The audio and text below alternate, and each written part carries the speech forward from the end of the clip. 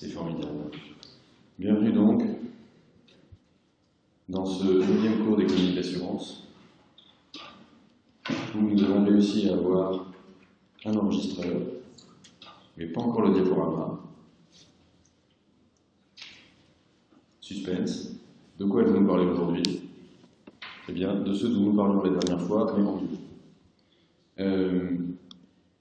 En effet, vous vous souvenez que la semaine dernière, nous avions parlé. En fait, on avait commencé par décrire les modalités des traités de réassurance. Et puis, pour décrire ces modalités de traités de réassurance, essentiellement des traités proportionnels et des traités non proportionnels, on avait mesuré le risque par la variance, et on avait montré que le traité non proportionnel, le traité en excès de perte, ça permettrait de réduire le risque auquel l'assureur faisait face, c'est-à-dire de transférer le risque de l'assureur vers le réassureur, si on mesurait le risque par la variance. Et puis, immédiatement après, on a montré que la variance n'était pas une bonne mesure de risque, du moins dans certains cas. Et c'est là quand même que le cours n'était pas totalement absurde, c'est que le contre-exemple qu'on avait choisi pour montrer les problèmes que posait la mesure du risque par la variance, c'était un contre-exemple où on avait des variables qui n'étaient pas gaussiennes. C'était des variables log normales. Dès lors qu'on a des normales, des gaussiennes, évidemment la variance est une bonne mesure de risque, puisqu'il n'y a pas de... Vous savez que dans le cas des gaussiennes, les moments d'ordre supérieur à 2 ne présentent pas d'intérêt.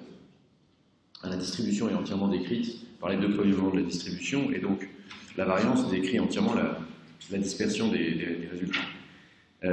Et justement, dans notre exemple sur la réassurance, on n'avait pas des gaussiennes, mais comme on avait des sommes de variables de Bernoulli, une somme de variables de Bernoulli, si vous avez assez de variables de Bernoulli, ça vous fait une binomiale, et si votre binomiale, il y a assez de tirages, vous utilisez le théorème central limite, si du moins il y a indépendance entre les tirages, et ça vous ramène à une gaussienne. On y arrive. Donc du coup, ce n'était pas absurde d'utiliser la variance dans le premier exemple, même si la variance peut poser des problèmes, comme on l'avait montré sur le contre-exemple. Et donc le contre-exemple servait à illustrer l'utilisation de la value at risk pour mesurer le risque. Et comme value at risk, c'est pas hyper français, et comme la loi Toubon vous oblige à parler français, je vais dire perte catastrophe, parce que c'est la définition, enfin c'est l'équivalent qui a été adopté pour value at risk par le Collège de terminologie de l'économie et des finances du ministère de l'économie et des finances. Et justement, dans Solvabilité 2, on utilise cette value at risk, on vous rappelle qu'elle est simplement un quantile de la distribution des gains ou des pertes, on utilise la value at risk pour mesurer la perte qui arrive, qui peut être dépassée dans 0,5% des cas, et c'est justement ce niveau de perte qui arrive dans 0,5% des cas qui sert à fixer le niveau de capitaux des capitaux réglementaires. Et dans le cadre de la formule standard. Et donc, après avoir expliqué comment les traités de réassurance, comment les traités de réassurance non proportionnels, en particulier les traités en excès de perte, étaient préférables aux traités proportionnels à travers une mesure de risque qui était la variance. On a montré les limites de la variance pour introduire la value at risk, montrer comment la value at risk était utilisée dans Solvabilité 2, et ensuite s'intéresser aux propriétés justement de la formule standard pour décider de la quantité de capitaux réglementaires qu'il faut pour les compagnies d'assurance, en particulier dans une optique de arbitrage ou pas avec la banque. Et donc ce qu'on avait montré, c'était que, en fait, la même structure d'actifs dans une compagnie d'assurance et dans une banque, ça faisait qu'il fallait beaucoup plus de capitaux réglementaires dans une compagnie d'assurance que dans une banque. Et donc il était tout à fait improbable que dans un conglomérat où il y ait de la banque et de l'assurance, on aille mettre les actifs dans les compagnies d'assurance parce que ça coûtait plus cher en provision qu'en capitaux réglementaires. Du coup, les assureurs ont tendance à porter à l'actif de leur bilan des actifs beaucoup moins risqués que le banquier, parce que dans un conglomérat bancaire, il vaut bien mieux mettre, non pas le mauvais risque, mais la plupart des actifs coûtent tellement cher dans Solvabilité 2 qu'il vaut mieux les mettre dans un bilan bancaire. Et donc dans le bilan des compagnies d'assurance, on garde, c'est essentiellement des obligations souveraines, comme on va le voir un peu plus loin. D'ailleurs, pas comme on va le voir un peu plus loin, mais comme on l'avait vu. Ce qu'on avait vu, c'était que pendant la période où on anticipait l'entrée en vigueur et où on repoussait l'entrée en vigueur de Solvabilité 2, parce que je vous rappelle que Solvabilité 2 a été... le projet de directive a été présenté au Parlement européen en 2007, donc c'était indépendant de la crise. La logique Solvabilité 2, elle n'a pas à voir avec la crise financière, c'était quelque chose qui était préparé en fait depuis le début des années 2000. Et donc, la directive a été présentée au Parlement européen avec un horizon de mise en œuvre au 1er janvier 2010. Bon, et puis comme il s'est passé des trucs entre 2007 et 2010, on a décidé de repousser d'abord à 2012, et puis ensuite à 2014, et puis ensuite à 2016. Mais du coup, les compagnies d'assurance ont déjà commencé à se préparer. Et ce qu'on avait vu, c'était que, en conséquence, justement, de cet alourdissement, en conséquence du fait que les provisions en capitaux réglementaires sanctionnaient beaucoup les actifs qui n'étaient pas de la dette souveraine, eh bien, les assureurs ont réorganisé leur bilan et ont plutôt chargé en actifs de dette et ont plutôt dégagé les actifs immobiliers et les actions. Alors, la difficulté qu'il y a, c'est que quand on regarde simplement une mesure statique du bilan, comme on fait ici, on peut se dire qu'on risque de se laisser abuser par un effet de structure qui est aussi un effet de prix de marché, puisque c'est un secret pour personne, depuis le début du siècle, puisque là on se place en 2000, qui est d'ailleurs la dernière année du siècle précédent, enfin en tout cas depuis le début du siècle, on sait que les cours des actions ont fortement varié. 2001 c'était un plancher, puisqu'il y a eu une crise, vous savez, la dot-com crisis, donc c'était la première crise des actions du secteur des télécoms et de l'informatique. Et puis, après cette dot-com crisis, il y a eu une hausse très importante jusqu'en 2008. Vous savez que 2008-2009, ça a été un mouvement de purge des cours des actions. Et puis, depuis, il y a eu un mouvement de hausse. Et donc, peut-être qu'en fait, et puis aussi dans le monde des taux, il y a eu des variations de taux d'intérêt qui ont fait, évidemment, quand les taux d'intérêt varient, la valeur des obligations déjà émises varie aussi. Donc, peut-être que, en fait, dans ce tableau qu'on avait montré, ce qu'on capturait, c'était non pas les effets de la réglementation, mais les effets justement de la variation des valeurs de marché des différents actifs. Donc, pour essayer de corriger cette approximation, pour essayer de réfléchir sur ce problème, je vous avais proposé un truc qui était très approximatif, qui consistait, je me promène simplement pour essayer de permettre de voir le tableau, et donc on avait essayé de faire un truc qui était très approximatif, c'était de se donner des anticipations en glissement de ce qu'aurait dû être la répartition du portefeuille si les valeurs des obligations d'un côté et des actions de l'autre avaient varié pour ce qui est des actions uniquement en fonction de l'évolution de l'indice MSCI et pour ce qui est des obligations uniquement en fonction de l'évolution des taux d'intérêt dans les principaux pays de l'OCDE. Et donc, qu'est-ce qu'on remarque? En fait, on remarque que cette projection, elle a tendance justement à montrer que la baisse de la part des actions, d'une part, la hausse de la part des obligations, d'autre part, dans le bilan des assureurs, ce n'est pas un résultat des mouvements de marché, mais c'est bien un résultat des décisions d'investissement des gestionnaires d'actifs, des compagnies d'assurance. Parce que si je reprends donc cette partie du tableau, qui est la partie la plus récente, je pense que j'ai rien de plus récent parce que j'ai pas de chiffres en fait agrégés pour les bilans des compagnies d'assurance après 2013. Enfin, j'en avais pas l'an dernier, maintenant on pourrait peut-être ajouter 2014, mais je pense pas que ça change considérablement dans le tableau. Qu'est-ce qu'on voit? On voit que par exemple, en 2010, on avait 31% d'actions dans les bilans des compagnies d'assurance. Comme la valeur des actions a légèrement baissé sur les marchés, en 2011, toutes choses égales par ailleurs, on aurait dû être à 29,77%. En fait, on était à 30,9%, ce qui veut dire probablement qu'entre 2010 et 2011, les gestionnaires d'actifs n'ont pas retiré des actions de leur bilan. Ils ont peut-être continué à charger. En revanche, en 2012, on aurait dû être à 27,13% mécaniquement, simplement du fait de la baisse de la valeur des actions. Et de la même façon, comme les taux remontaient, la valeur des obligations au bilan aurait dû passer de 41 à 51% du bilan. Et ce qu'on voit, c'est qu'en fait, l'année 2012, il y a beaucoup moins d'actions que ce qu'on aurait dû avoir, c'est qu'on a 21% au lieu de 27%. Et en revanche, le niveau des obligations est à peu près ce qu'il aurait dû être. Ce qui signifie tout simplement que le dégagement des actions a continué entre 2011 et 2012, mais pas tellement au profit des obligations, plutôt au profit des loans including mortgages, comme vous voyez, donc les prêts, y compris les prêts hypothécaires, et dans une certaine mesure aussi, la ligne du dessus, les participating interest, donc les participations dans des entreprises non cotées. Donc en fait, pourquoi la participation dans des entreprises non cotées? Parce que finalement, ça demande les mêmes provisions en capital que les actions, mais ça offre en principe un rendement plus élevé. Et les prêts, including mortgages, c'est en fait faire des prêts, non pas en achetant des obligations, mais en consentant des prêts en direct, ou en achetant des titres qui sont représentatifs de créances titrisées, parce que ça a plus de rendement, évidemment, que le reste des obligations, ce qui fait 50% du portefeuille, et qui, là, sont des obligations souveraines à un rendement très bas. Donc on voit bien qu'entre 2011 et 2012, on a clairement eu un dégagement des actions, d'accord, puisque si on avait juste eu le mouvement du marché, les actions représentaient encore 27% du bilan, mais à 20%. Et de la même façon, comme les actions dans le monde ont monté entre 2012 et 2013, on n'aurait probablement dû avoir une hausse de la part des actions entre 2012 et 2013, alors que ça a continué de baisser.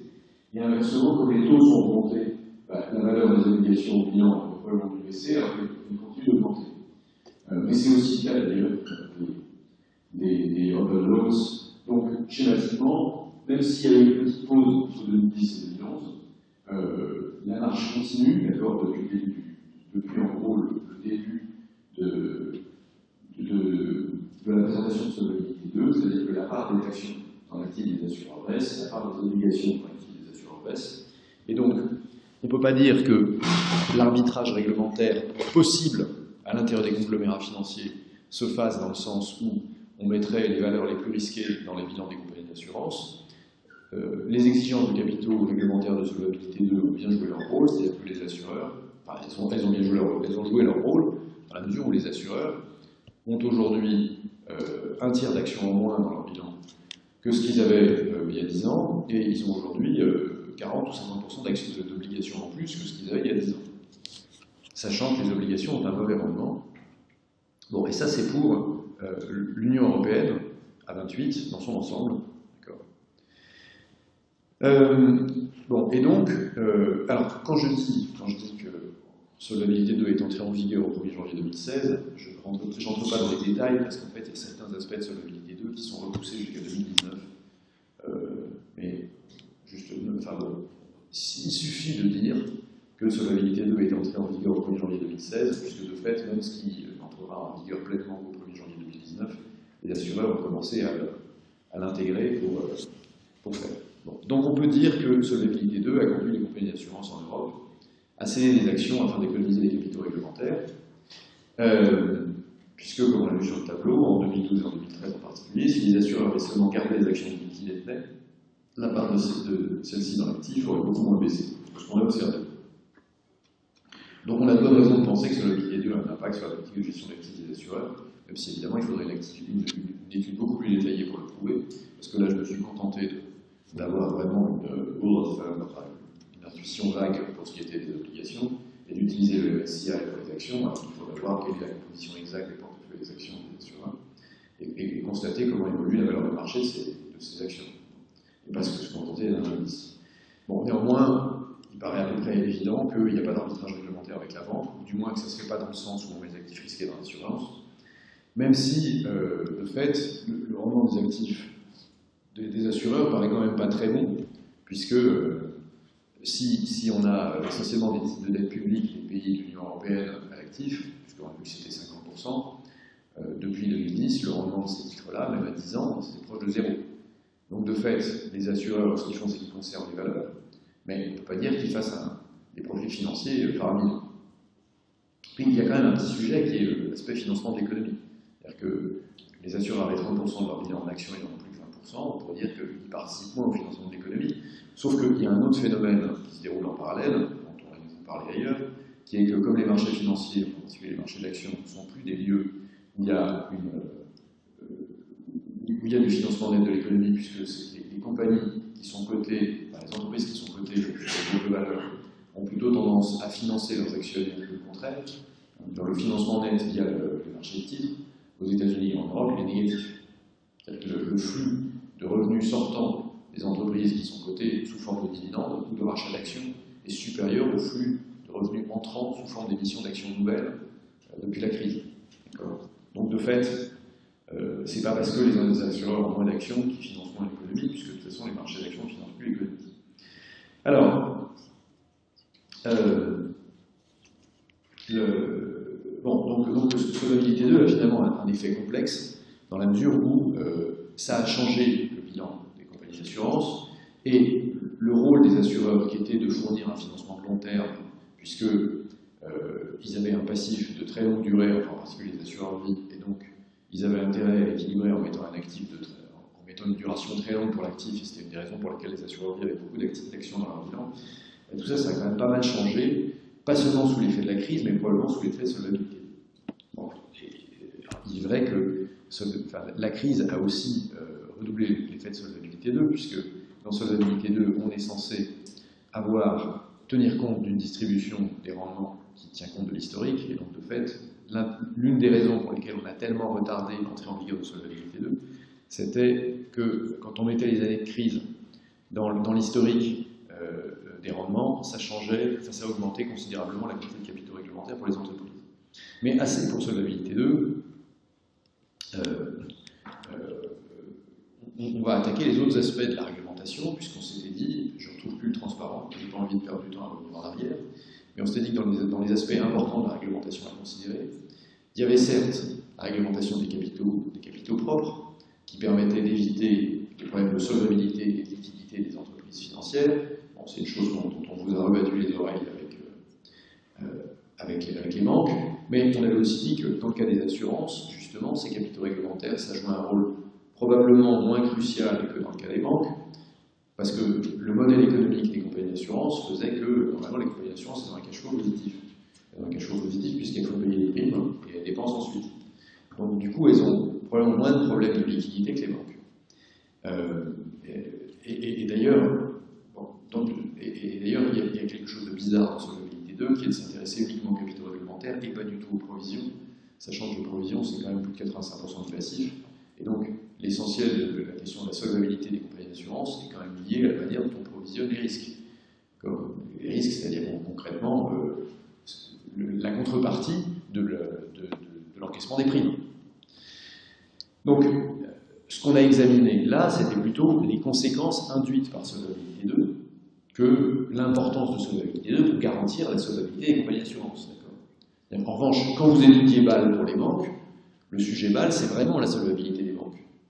Depuis Bâle 3, il y a aussi un volet liquidité, bien sûr, avec le Net Stable Funding Ratio et le Liquidity Coverage Ratio. Mais dans Bâle, ce qui est important, c'est que de fait, les banques ont besoin de fonds propres parce que les banques, elles n'ont pas un modèle économique où elles prennent les primes en amont et elles dépensent ensuite. Les banques, en principe, elles accordent des crédits et après, elles sont remboursées. De fait, il y a un problème de liquidité et de solvabilité pour les banques. Si on avait étudié solvabilité 2, c'est pas seulement sous l'aspect présence des capitaux réglementaires au bilan, mais c'était aussi à cause des effets induits, comme ceux dont on vient de parler. Une autre question qui peut se poser dans la réglementation et dans l'analogie entre les banques et les assurances, c'est qu'en est-il de la garantie des dépôts? Qu'est-ce que ça a comme effet sur les banques et sur les compagnies d'assurance? Alors, vous savez que dans le cas des banques, la garantie des dépôts, c'est absolument nécessaire pour éviter les relais bancaires, bon, et donc le diamond dealing et tous ces trucs-là. On va nous raconter ça. L'un des problèmes de la garantie des dépôts, c'est qu'en contrepartie, ça dégage complètement les épargnants, dans le cas des banques, enfin les déposants auprès des banques, ou dans le cas des compagnies d'assurance, les assurés, ça les dégage, enfin, s'il y a une garantie de bonne fin de leur contrat, ça les dégage la vigilance nécessaire qu'ils doivent exercer à l'égard des compagnies, ce qui engendre une certaine aléa morale. Bon, c'est particulièrement clair dans le cas de la banque. Pourquoi? Parce que dans le cas de la banque, on sait que si les déposants ne s'inquiètent plus du sort de leurs dépôts, ça veut dire que, en fait, la gestion stratégique de la banque et la gestion stratégique de l'opérationnel, elle va être laissée complètement aux mains des actionnaires et des managers. Or, qu'est-ce que veulent les actionnaires? Les actionnaires veulent du rendement sur les actions. Et qu'est-ce que veulent les managers? Ça dépend. Je dis ça dépend parce que si vous les payez en stock options, ils vont vouloir comme les actionnaires. Si vous les payez pas en stock options, ils vont vouloir augmenter la taille de la firme. Parce que plus la firme est grosse, plus ils sont payés. Et donc, de fait, ce qui peut se passer s'il y a des stock options, et il semble quand même que dans les banques, depuis des décennies, la pratique de distribuer des stock options au cadre dirigeant soit quand même relativement répandue, les actionnaires comme les managers, j'entends les managers de haut niveau bien sûr, hein, pas le gars qui gère 3 agences, la direction de l'entreprise, de même que les actionnaires, puisqu'ils sont rémunérés par les actions, ce qui va les intéresser, c'est un rendement maximum pour ces actions. Or, quand on y pense, les actions, c'est quoi? C'est aussi des options sur les bénéfices. D'accord? Et soit sous la forme de dividendes, soit sous la forme de rachat d'actions. Et donc, l'un des problèmes qui peut se poser, ce serait que les actionnaires et les dirigeants, en l'absence de risque de faillite, et donc en l'absence d'inquiétude de la part des déposants, qu'est-ce qu'ils font? Ils cherchent à rémunérer au maximum les actions. Et qu'est-ce qu'ils font pour rémunérer au maximum les actions? Si on considère, alors deux choses l'une, soit on considère un pur effet levier, on considère qu'il y a un rendement de l'actif, et que, en fait, le rendement total de l'entreprise, c'est le taux de rendement de l'actif multiplié par la quantité de l'actif, et donc on augmente l'actif en augmentant le levier. Soit on considère les actions comme des options sur les profits futurs, soit via les flux de dividendes, soit via des rachats d'actions. Et dans ce cas-là, ce qui définit la valeur des actions, c'est une valeur d'option. Et comme vous le savez, alors, la valeur des actions, certes, dans une perspective Gordon Shapiro, vous l'écrivez comme le dividende divisé par le taux de croissance, pardon, le taux d'intérêt, le coût de capital, le taux de croissance, mais dans une optique statique, votre rendement de l'entreprise, enfin le profit de l'entreprise, c'est l'actif multiplié par le rendement de l'actif moins le coût du capital. Donc ça, c'est ce qui incite à augmenter le levier. Et augmenter le levier, concrètement, ça veut dire s'endetter. Et s'endetter, concrètement, ça veut dire augmenter le risque et de liquidité et de solvabilité. Et puis, je ne sais pas si j'ai des transparents là-dessus. Est-ce que j'ai des... Oui, bien sûr, j'ai des transparents là-dessus. Très bien. Une autre façon d'interpréter les choses, ça consiste à se dire que donc, les actions sont des options sur les profits futurs. Alors, comme vous le savez, ce qui fait la valeur des options, quand vous écrivez la formule de Black-Scholes, à considérer qu'elle soit vraie, mais enfin, peu importe, on va considérer que c'est une approximation. La formule de Black-Scholes, si on la dérive par rapport aux arguments de la formule qu'elle donne pour l'évaluation des options, en particulier une de ces dérivées, c'est ce qu'on va appeler Vega, c'est la dérivée de la valeur de l'option par rapport à la volatilité. La volatilité étant, je vous rappelle, l'écart type des rendements. Et ce qu'on voit, c'est que le Vega est positif. C'est-à-dire que plus la volatilité augmente, plus la valeur de l'option augmente. Ce qui est quand même relativement intuitif, puisque comme l'option, c'est ce qui vous permet justement de récupérer la différence entre le prix d'exercice et puis le prix de marché, si la volatilité augmente, en fait, l'espérance de gain de l'option, bon, même si l'espérance de gain doit être n'augmente pas forcément, mais si vous avez une... en tout cas, à partir du moment où la dispersion augmente, les possibilités de gain augmentent. Puisque si la variance augmente, si la volatilité des rendements, si la dispersion des rendements augmente, il y a plus de rendements au-dessus du prix d'exercice, et donc il y a plus de possibilités de faire des gains. D'accord ? Bon, et donc, de fait, alors, je ne vais pas vous raconter ce que vous voulez dire, parce qu'en fait, on s'en fout, mais ce qui importe, c'est de comprendre qu'à partir du moment où c'est l'augmentation de la volatilité qui augmente la valeur des options de vente, et si on interprète les actions comme des options de vente qui permettent de récupérer la valeur des profits futurs, alors, de fait, l'incertitude sur les profits augmente la valeur des actions, et donc le risque augmente la valeur des actions. Ce qui explique aussi que les managers soient parfaitement disposés à augmenter le levier, puisque augmenter le levier, c'est augmenter la dette, augmenter la dette, c'est augmenter le risque, et augmenter le risque, c'est augmenter la valeur d'option. Donc, à partir du moment où il n'y a pas de déposants pour aller faire des manifs devant le ministère des Finances en disant les banques, ça ne marche pas, il y a trop de risques, enfin, il y a des gens qui font des manifs devant le ministère des Finances, mais c'est le Black Bloc, d'accord, c'est pas les déposants. Donc, le Black Bloc et dire les banques, on est contre les banques, ça n'intéresse pas le ministre des Finances. En revanche, si c'est les déposants qui vont manifester, le ministre des Finances est obligé de faire quelque chose. Bon. Donc, si les déposants ils sont couverts par l'assurance des dépôts, ils sont plus sensibles à l'augmentation du risque qui est liée au fait que les managers et les actionnaires étant intéressés uniquement au rendement des titres et au rendement à un horizon quand même fini, d'accord, c'est-à-dire que ce n'est pas le rendement de long terme à 26 générations, ils vont avoir tendance à prendre des risques essentiellement sous forme de croissance du bilan par endettement. Et qu'est-ce que c'est la conséquence de croissance du bilan par endettement? Ben, c'est que, par exemple, vous retrouvez comme la Deutsche Bank, on ne va pas la nommer, avec, quand il y a un retournement de conjoncture, le coût de votre capital, il reste le même, même il augmente, parce que vous devez vous financer, alors que dans des conditions dégradées, où en plus, la valeur de votre actif ayant beaucoup baissé, aux perspectives de stabilité, de solvabilité se dégradent, et donc, du coup, votre notation se dégrade, et donc ça vous coûte plus cher d'emprunter et de lever le capital, alors que la profitabilité de votre actif a considérablement baissé, que vous avez des actifs qui ne valent plus rien. Donc, de fait, le problème c'est que l'augmentation du rendement par endettement, dans les phases de boom, ça a comme conséquence, dans les phases de crise, des problèmes pour les banques. Alors, j'aurais dû ajouter une référence ici, qui est que, bon, il a été prouvé depuis la crise que, en gros, les banques qui avaient des return on equity élevés avant la crise, c'était pas celles qui avaient accumulé des profits qui leur permettaient d'avoir des capitaux réglementaires qui leur permettaient de traverser la crise, c'était au contraire celles qui étaient les plus fragiles. Parce que le return on equity, au lieu de mesurer l'efficacité de la banque, il mesure en fait la prise de risque. Bon, cela dit, comme on ne fait pas un cours de banque, c'est pas grave si je ne vous mets pas la référence, mais si vous voulez la trouver, il suffit d'aller sur le site des Annales des Mines, là, avec la journée qu'on avait organisée avec Christophe au ministère des Finances. Bon, et si c'est pas assez clair, vous m'envoyez un mail et je vous enverrai la référence exacte. Bon, mais alors, pourquoi je vous parle de ça? Ben, pour vous dire, la garantie des dépôts, dans le domaine de la banque, ça a créé un aléa moral qui s'est traduit par une prise de risque excessive, qui est à l'origine de la crise financière, dont on a de bonnes raisons de penser qu'elle est à l'origine de la crise financière. Est-ce qu'on a la même chose dans le monde de l'assurance?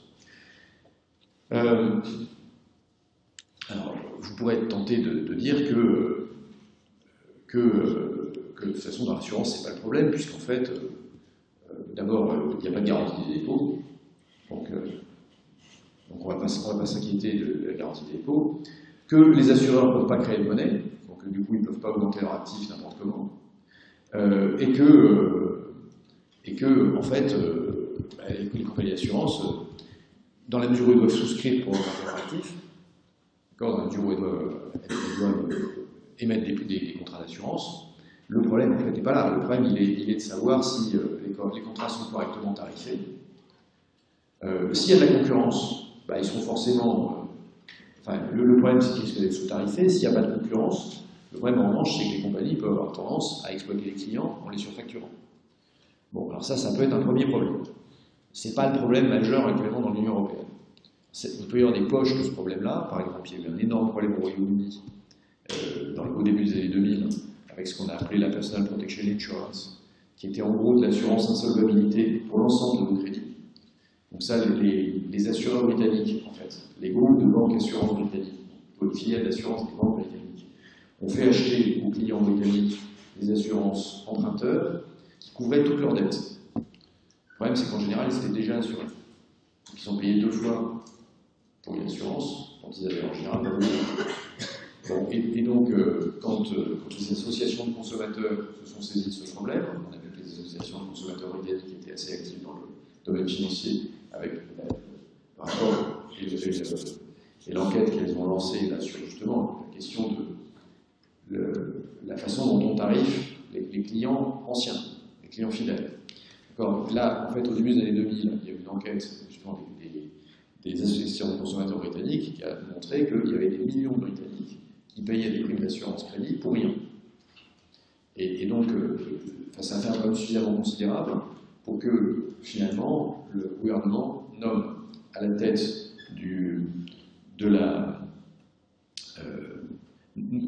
l'autorité qui est en charge des histoires de protection du consommateur, d'accord, donc le Conduct Authority, quelqu'un dont le rôle allait être de résoudre ce problème-là, puisqu'il avait déjà géré à Hong Kong, qui était à l'époque c'était une colonie britannique, des problèmes de relations entre le secteur financier et les clients.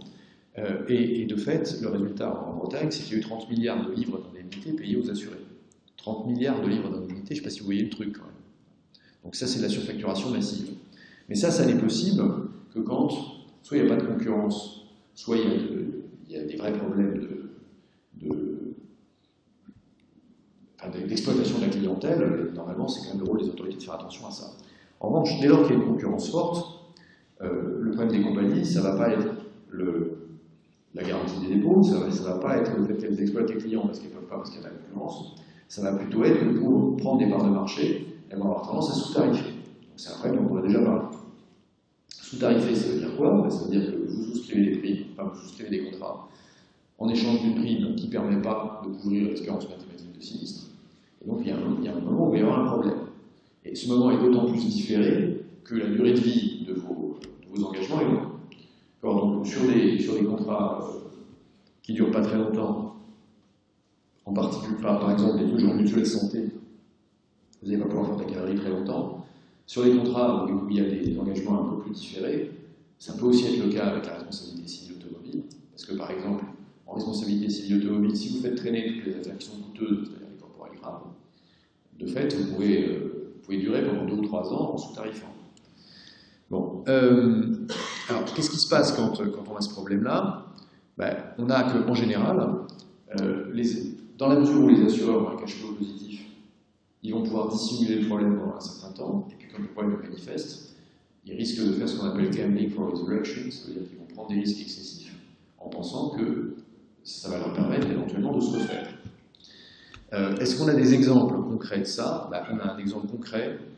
C'est un exemple qui est donné en fait dans le livre de Jean-Charles Rochet et de Guillaume Plantin, qui s'appelle When Interests Go Bust, et qui montre comment, après des pertes rédhibitoires, une entreprise, ou plutôt l'équipe de direction d'une entreprise, peut chercher à prendre des risques extrêmes pour essayer de se refaire.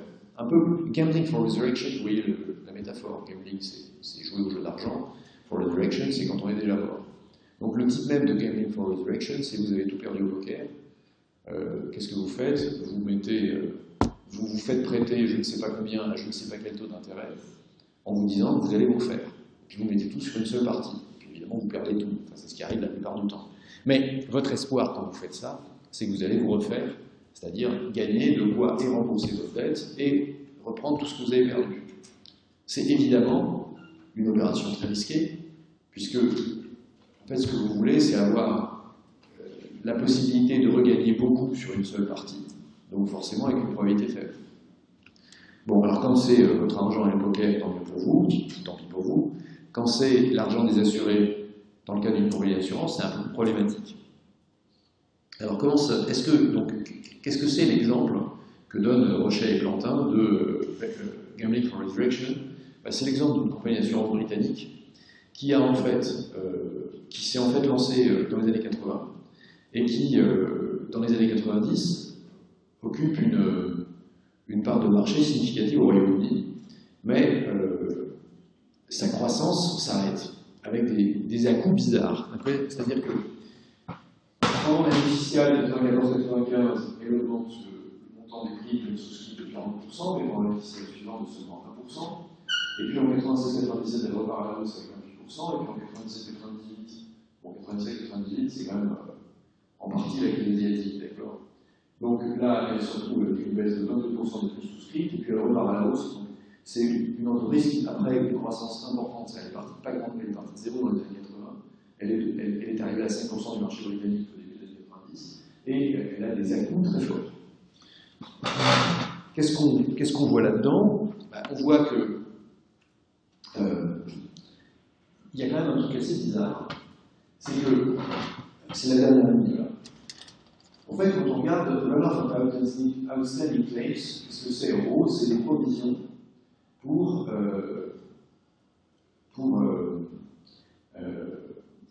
en fait régler les sinistres importants. Et donc, justement, ces provisions, normalement ces provisions, soit c'est équilibré, soit on les note. Parce que concrètement, on a des sinistres importants. Ces sinistres importants, quand je dis des sinistres importants, typiquement un accident automobile, quand vous n'avez pas un portefeuille auto avec 2 millions d'assurés, un accident d'auto dans lequel vous avez un assuré au tiers qui a fait 2 corporels graves, donc 2 personnes qui sont handicapées à vie, ça va coûter, en comptant les rentes qu'il va falloir verser aux blessés, avec 2 corporels graves, vous en avez plus de 50 millions d'euros. Typiquement, c'est le genre de truc que vous pouvez provisionner. Pourquoi faire? Pour anticiper le fait que vous allez avoir payé dans 40 ans. Donc normalement, ce type de dotation à des sinistres à régler, ça doit être positif. Et là, ce qu'on voit, c'est que c'est négatif. Qu'est-ce que ça signifie? Ça signifie en fait que les assureurs ont repris sur les réserves qui avaient été faites pour doter les sinistres importants pour pouvoir les payer dans l'avenir, on reprend là-dessus pour abonder le résultat d'exploitation de l'année. Donc en gros, on va faire des profits exceptionnels en diminuant les réserves qu'on a faites sur les profits. Donc ça c'est un premier signe qui est suspect. Mais si maintenant on regarde le compte d'exploitation générale de la compagnie, qu'est-ce qu'on voit? On voit d'abord que, alors la première ligne, c'est le montant des sinistres en pourcentage des primes souscrites. Bon, c'est un ratio qu'on a, donc c'est le ratio sinistre sur prime. Ce ratio sinistre sur prime, on l'a déjà rencontré quand on regardait les monnaies, quand on regardait donc, une start-up d'assurance américaine. Et là, qu'est-ce qu'on voit? En fait, le ratio sinistre sur prime, il vaut 29% en 1994, donc sur 100 livres de primes qu'on collecte, on paye 29% en sinistre. En 1999, on est rendu à 61. Ah tiens, ça signifie quand même qu'il y a une dégradation de l'efficacité technique.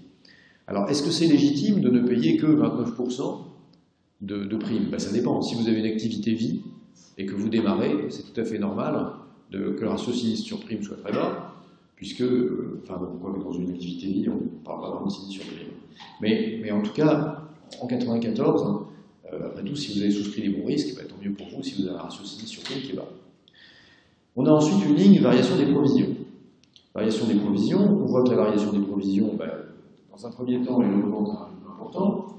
Après tout, la variation des... Pardon.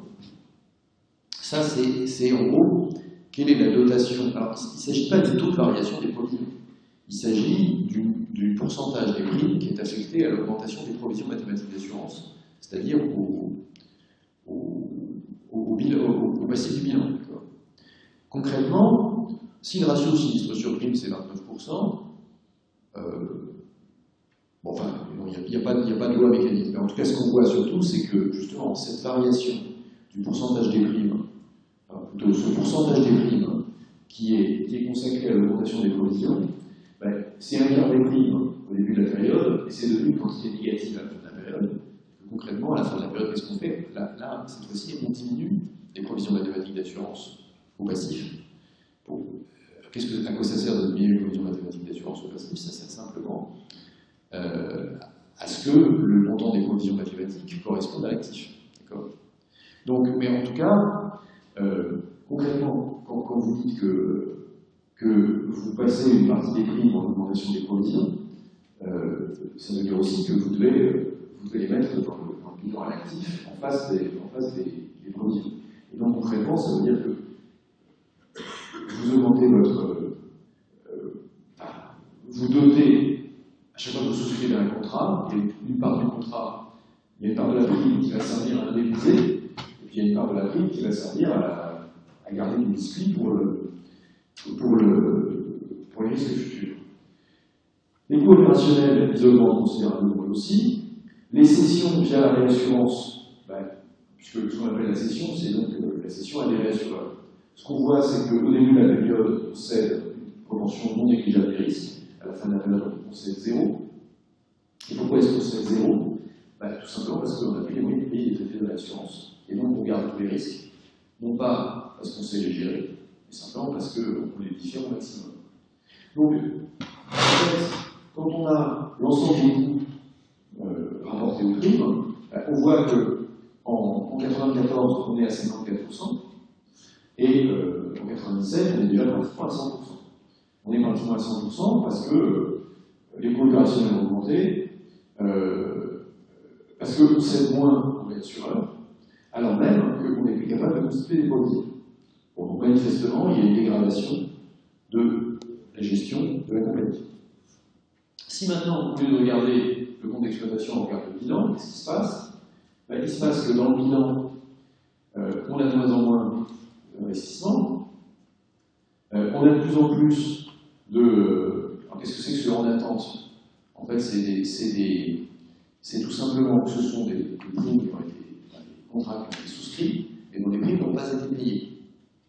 Ce qui signifie qu'on a indiqué dans le compte d'exploitation qu'on avait facturé, on avait vendu des contrats d'assurance, alors même que les clients n'ont pas payé.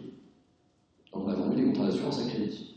Et donc c'est là qu'il y a un vrai problème. C'est qu'en fait, pour continuer à croître pendant les années où on a vu que la croissance se faisait en dents de scie, parce qu'en fait le marché de l'assurance britannique est très compétitif, ce qu'on a fait, c'est que d'un côté, on a réduit les coûts des primes, et quand la réduction des primes ne suffisait pas, on a permis aux assurés de payer en plusieurs fois. Si bien qu'une partie non négligeable du bilan, c'est des créances à recouvrer sur les assurés.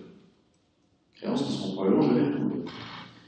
Bon, et puis, chose curieuse, la réassurance prend une part de plus en plus importante dans le bilan, alors même qu'on a vu qu'on ne cédait plus. Donc ça, c'est quoi? Ça, c'est des créances sur les réassureurs, qui sont vraisemblablement des créances hypothétiques, d'accord, et qui sont d'autant plus hypothétiques qu'on ne voit pas très bien comment le montant des créances sur les réassureurs pourrait augmenter, alors qu'on ne sait plus rien. Bon, tout ça sent quand même méchamment l'habillage du bilan, et inutile de vous dire que 1999 était la dernière année d'exploitation de cette compagnie d'assurance, qui, quand elle se retrouve à diminuer ses provisions, à ne pratiquement plus céder, rien céder, alors même que dans le bilan, les actifs cédés, enfin les créances sur les réassureurs augmentent, le superviseur a arrêté. Dans ces cas-là, comment est-ce qu'il arrête? De fait, la compagnie n'existe plus, on lui retire son agrément, elle ne peut plus vendre de contrats, et les contrats restants sont mis en ce qu'on appelle en run-off, et donc ils sont gérés par un autre assureur qui reçoit l'indemnité pour pouvoir liquider les contrats existants. C'est-à-dire que les assurés ne se retrouvent pas sur le carreau, en particulier s'il y a des contrats pluriannuels, et s'il y a de la gestion de sinistres à effectuer, que ça prend ça concrètement. Les gens qui ont des litiges avec l'assureur, leur litige n'est plus géré par l'assureur puisqu'il disparaît, il est géré par celui qui reprend le portefeuille, moyennant une indemnisation par le fonds de garantie qui est déclenché par le superviseur. Alors, le sujet, c'est que dans un monde où les assurés seraient pleinement attentifs à ce qui leur arrive, ils ne viendraient pas s'assurer auprès d'une compagnie d'assurance qui vend de l'assurance à crédit, parce qu'une compagnie d'assurance qui vend de l'assurance à crédit, c'est le signe qu'elle ne va pas avoir les moyens de payer d'indemniser les assurés. Et donc, de fait, c'est un peu comme avec les Gibraltariens dont on avait parlé il y a 3 semaines. Dans un monde où les assurés font attention, ils ne prennent pas d'assurance auprès d'un Gibraltarien qui applique un tarif qui est la moitié du tarif du marché, parce qu'ils se disent que c'est pas possible de payer des indemnités si on ne facture pas suffisamment de prix. Bon, mais on peut penser que parce que les assurés se disent qu'il y a des autorités de régulation qui finalement, c'est peut-être pas la peine de s'en soucier. Et donc, on peut penser que la régulation dans son ensemble induit une espèce de passivité de la part des clients. Et que c'est pour ça qu'il y a plus de... C'est pour ça que ce genre de gamble for resurrection, c'est possible, parce qu'en fait, les assurés s'en foutent, les administrateurs sont complices, et les actionnaires et la direction sont contents. Parce que, c'est quoi? Parce que leurs actions sont des options sur le profit éventuel. Et donc, si ça marche, ils touchent le jackpot. Si ça ne marche pas, ils vont faire couler d'autres compagnies. Ça, c'est en particulier la vision libérale public choice de la régulation. C'est-à-dire, en fait, la régulation, elle rend les choses plus compliquées parce que comme on protège les assurés dans le cas de l'assurance, comme on protège les déposants dans le cas de la banque, du coup, ils ne s'inquiètent plus de la gestion de l'entreprise.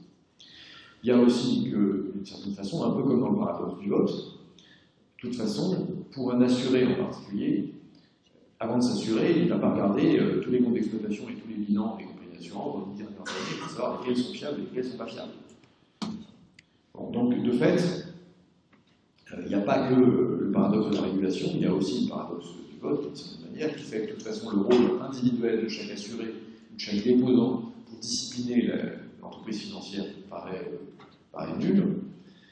Et donc, de fait, les assurés, comme les déposants, ne vont pas choisir, ne vont pas s'intéresser à la gestion de l'entreprise avec laquelle ils vont contracter. D'autant, alors on l'a vu que dans le cas du cycle de l'assurance, il y a la part de solvabilité qui fait quand même que c'est quand même assez compliqué de regarder les bilans de compagnie d'assurance et puis de comprendre que ça va pas. Bon, alors quoi? Bon, les banques, vous savez que dans le cas des banques, ce qu'on fait, c'est que, en plus du fonds de garantie des dépôts, on leur offre un accès au guichet d'escompte. Ça a l'avantage que ça leur offre un accès à la liquidité en cas de crise, mais qu'on limite l'aléa moral, puisque, en fait, le guichet d'escompte, c'est des prêts collatéralisés, soit parce que c'est l'escompte de titre. L'escompte de titre, c'est clairement du prêt collatéralisé, puisqu'en fait, vous donnez un titre à l'escompte que le banquier va garder, soit parce qu'on leur fait des prêts en fin de titre, comme du repo. Bon, alors, est-ce qu'on a un parallèle pour les assureurs? Ben non, on n'a pas un parallèle pour les assureurs, parce que les assureurs, ils sont justement pas censés avoir des problèmes de liquidité, donc on n'est pas censé leur fournir un guichet d'escompte. Mais pour autant, ce qu'il faut comprendre, c'est que le rôle des fonds propres, c'est pas seulement, comme on l'a dit, de fournir quelque chose qui peut servir à passer les pertes d'actifs. Le rôle des fonds propres, c'est aussi justement d'éviter les aléas morales. Pourquoi? Parce que, si vous voulez, s'il y a peu de fonds propres, on comprend la stratégie des actionnaires, la stratégie risque-tout des actionnaires, qui consiste, comme on l'a évoqué, à pouvoir considérer que finalement l'action n'est qu'une valeur d'option sur les résultats futurs, et si ça ne coûte pas très cher d'avoir du capital, du moins si on n'a pas beaucoup de capital, effectivement ça peut être une stratégie maligne de ne pas mettre beaucoup de capital en espérant beaucoup de profit. C'est un peu pour cette raison-là qu'on fixe un montant de capital réglementaire qui n'est pas faible, mais qui est important, pour que justement les actionnaires aient quelque chose à perdre. Comme ils ont beaucoup de capital, ils ne peuvent pas jouer le pur gambling for resurrection, le pur pari, puisque pour avoir la possibilité de parier, il faut déjà miser beaucoup. Voilà, c'est ça la solution. Si vous êtes obligé de miser beaucoup, vous n'allez plus faire du gambling for resurrection. Et en particulier, si vous proportionnez la mise au risque. C'est pour ça l'idée qu'il faut que les capitaux réglementaires soient proportionnés au risque qui est pris. Parce que si la mesure de risque est bonne, bien alors à ce moment-là, il n'y a plus de gambling for resurrection, puisque si vous voulez augmenter les risques que vous prenez, vous êtes obligé d'augmenter la mise. Et donc de fait, ça ne marche pas, la stratégie de gambling for resurrection. Donc c'est aussi pour ça que les capitaux réglementaires existent. D'accord? C'est pas seulement pour avoir un truc à l'actif qu'on peut dire, pas seulement pour avoir un truc au passif qu'on peut diminuer quand on a des pertes d'actifs.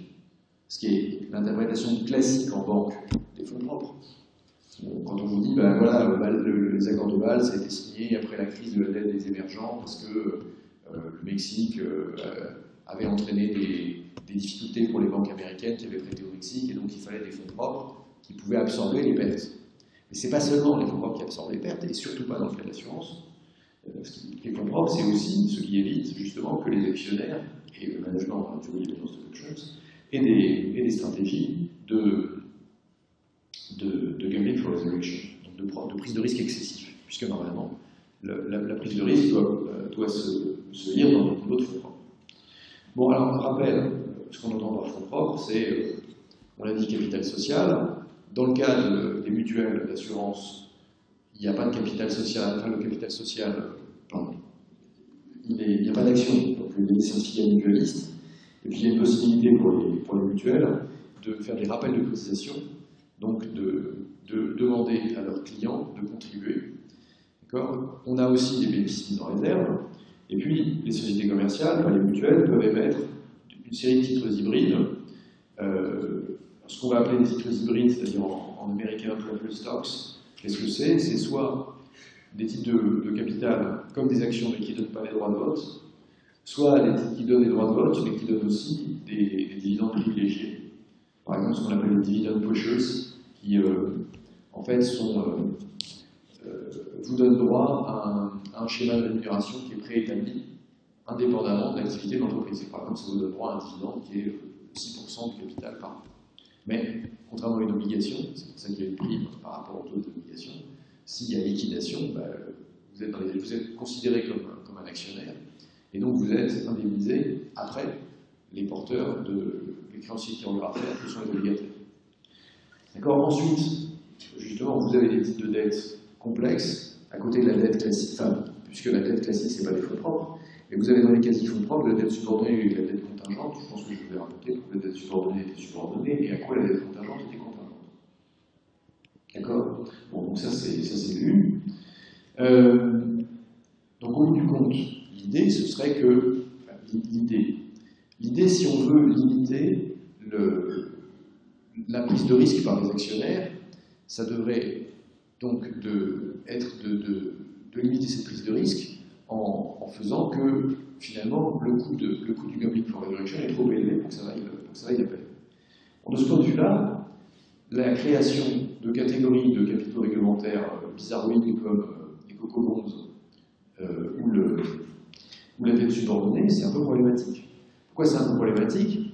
Parce que si on limite le montant de capital qui est demandé aux actionnaires, mais qu'à la place du capital action, on peut avoir soit des obligations contingentes, d'une part, soit de la dette subordonnée, d'autre part, on a des non-actionnaires, des pseudo-actionnaires.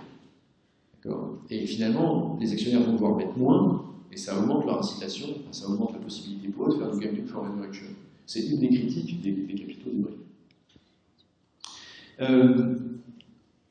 Bon, alors, vous savez que l'un des efforts des régulateurs depuis la crise, ça a été pourtant, justement, d'essayer de faire porter le coût des restructurations et des éventuelles faillites non plus à la puissance publique, dans le cadre de plans de sauvetage, ce qu'on appelle en anglais les bail-in, d'accord, des renflouements externes, mais de les faire porter par ceux qui bénéficient de la valeur de l'option, c'est-à-dire les actionnaires, ou, d'une certaine manière, les créanciers juniors, que sont les créanciers qui sont des détenteurs d'obligations contingentes ou d'obligations subordonnées. Pourquoi est-ce que ceux-ci bénéficient un peu de la valeur d'option? Parce qu'en fait, ils bénéficient d'une prime de risque dans le rendement. Et donc, s'ils bénéficient d'une prime de risque dans le rendement, il faut que les risques soient réalisés. Donc, c'est l'idée. Alors, aux États-Unis, c'est la raison pour laquelle on a laissé Lehman faire faillite. Et dans l'Union européenne, c'est la raison pour laquelle on a décidé d'encadrer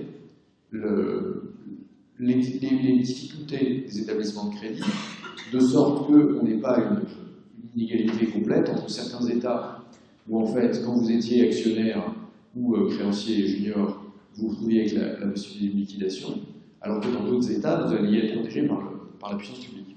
Donc, pour éviter ce genre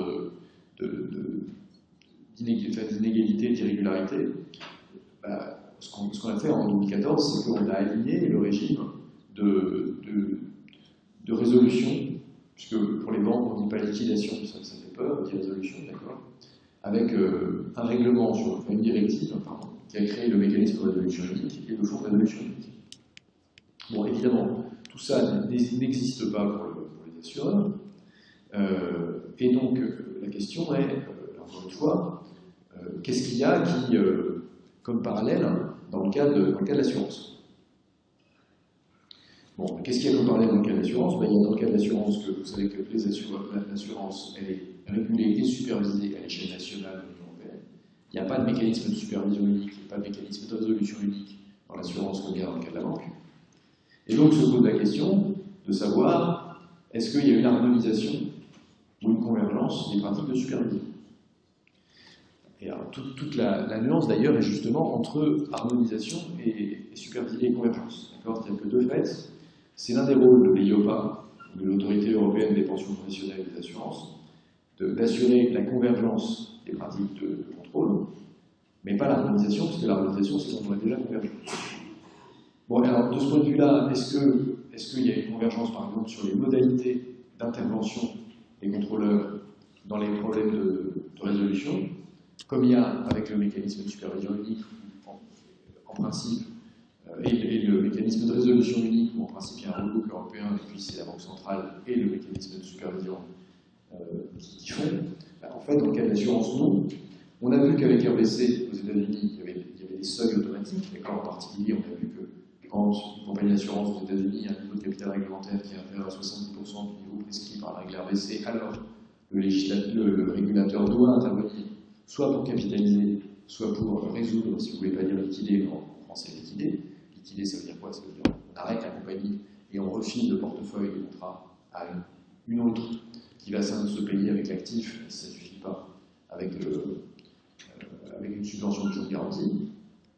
Est-ce que dans l'Union européenne, on a une telle chose? En fait, non, on n'a pas des seuils automatiques. Alors, c'est d'autant plus étrange c'est d'autant plus étrange ou dommage, si on peut dire, que vous avez vu que dans l'Union européenne, on a deux seuils de capital réglementaire. Autant, chez les Américains, on a RBC et la dotation. C'est-à-dire que la formule RBC calcule un niveau de capitaux réglementaires obligatoire.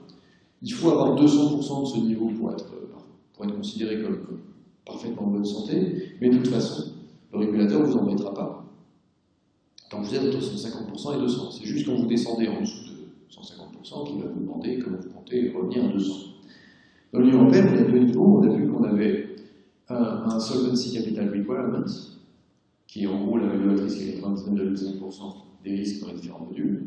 Et puis on a un Minimum Capital Requirement, qui est la valeur de risque à 85%. Bon, et d'ailleurs, qui est le sup de la valeur de risque à 85% et d'un quantième de SCR. Alors, c'est intéressant d'avoir deux seuils, parce qu'on pourrait se dire, contrairement au modèle américain où on n'a qu'un seul seuil, on pourrait imaginer des règles de contrôle qui seraient un peu intelligentes, qui joueraient sur les deux seuils, avec l'idée qu'il y ait un seuil qui servirait à caler les erreurs type 1 et qu'il y ait un seuil qui servirait à caler les erreurs type 2. J'entends par là qu'on aurait par exemple un seuil qui consisterait à dire on déclenche un contrôle approfondi dès lors que l'entreprise franchit un premier seuil, parce qu'alors il y a un risque de faillite significatif. Et donc le contrôleur doit s'assurer que l'entreprise n'est pas en fait en risque de faillite. Et puis en revanche, il y a un seuil qui déclenche une intervention automatique, parce que là, le risque de faillite est trop grand. Et là, c'est à l'entreprise de se disculper en montrant qu'il n'y a pas de risque de faillite. On inverserait la charge de la preuve. Bon, en fait, quand on regarde l'opportunité d'avoir deux niveaux de risque, et plutôt quand on regarde le caractère prédictif des formules, on se rend compte que ça ne marche pas très bien. Alors, il n'y a pas eu d'essai en Union européenne, on va se demander après pourquoi, mais aux États-Unis, il y a eu des tests, et dès que la formule Risk-Based Capital, elle a été, la formule que je vous ai montrée, là, dès qu'elle a été publiée, les économistes ont essayé de voir si ça permettait de prédire les problèmes des assureurs. Et ce qu'ils ont montré, c'est que, par exemple, le niveau d'erreur de type 1 était 89%, ce qui signifiait donc que 89% des assureurs qui avaient des problèmes, quand je dis des problèmes, c'est en fait 89% des problèmes des assureurs qui soit des problèmes, c'est évidemment pas des problèmes de solvabilité, mais 89% des assureurs qui se retrouvent à passer en dessous du seuil de 150% qui déclenche une réponse du contrôleur, en fait, ça n'a pas été anticipé par la formule RBC un an avant. Ou ça n'a pas été anticipé par la formule RBC de manière dynamique. Et plus encore, même, 82% des assureurs qui font faillite, parce que aux États-Unis, les assureurs qui font faillite, ça n'a pas été, c'était pas visible dans la formule RBC un an avant. Alors tout ça, si on accepte une erreur de type 2 de seulement 0%. Maintenant, si on seulement 1%, je crois. Maintenant, si on fixe le niveau d'erreur de type 2 par 5%, qu'est-ce que ça veut dire? Ça veut dire qu'on accepterait que dans 5% des cas, la formule, le test de problème signale un problème alors qu'il n'y en a pas. Donc si on admet que dans 5% des cas, on indique que l'assureur va mal alors qu'en fait il va bien, et qu'on cale un test de problème pour l'assureur à partir de la formule RBC, on se rend compte que, avec un niveau d'erreur de type 2 à 5%, et selon le type de formule qu'on choisit pour déclencher le signal de problème, le niveau d'erreur de type 1 peut descendre à 48%. C'est-à-dire qu'en gros, on peut n'avoir que 48% des assureurs qui font faillite, dont la faillite n'est pas signalée par la formule d'évaluation du capital réglementaire, mais on se retrouve alors avec 5% des assureurs, 5% des compagnies, pour lesquelles on anticipe un problème alors qu'il n'y a pas de problème. Bon, ceci avait à dire que voilà, et puis si on demande le niveau d'erreur de type 2 à 20%, alors on fait baisser l'erreur de type, on fait encore baisser l'erreur de type 1, mais elle reste quand même significative. Donc, le truc quand même, c'est que la formule Risk-Based Capital, donc, qui fixe un niveau de fonds propres réglementaires, et puis on se dit, ben voilà, si dans l'année, le montant des fonds propres effectivement à disposition de l'assureur passe en dessous du montant qui est fixé par la formule, on va considérer qu'il y a un risque, et le superviseur dit on arrête. Ben dans ce cas-là, soit on ne veut absolument pas que l'erreur de type 2, on ne veut pas risquer de mettre en faillite une entreprise qui est saine. Dans ce cas-là, 89% des entreprises qui vont faire faillite, ben on n'arrive pas à détecter leur faillite en fixant le niveau de capitaux réglementaires. Soit on dit on accepte de fermer 5% des entreprises qui vont bien pour essayer de fermer au maximum celles qui vont pas bien. Et dans ce cas-là, selon les années, on a entre 48 et 84% des entreprises qui vont faire faillite qui ne sont pas repérées. Soit on accepte de fermer 20% des entreprises qui vont bien, ou plutôt, on accepte de fermer 20% des entreprises qui vont bien, et on accepte que parmi les entreprises qui sont détectées comme allant mal, il y en a 20% qui aillent bien. Et dans ce cas-là, selon les années, bien, on a en fait que 18 à 50% des entreprises qui passent au travers des mailles du filet. Donc en fait, de quelque manière, on essaie de calibrer la formule Risk-Based Capital à partir des faillites passées, on se rend compte qu'on n'arrive pas correctement à anticiper les faillites futures sans avoir une erreur de type 2 élevée.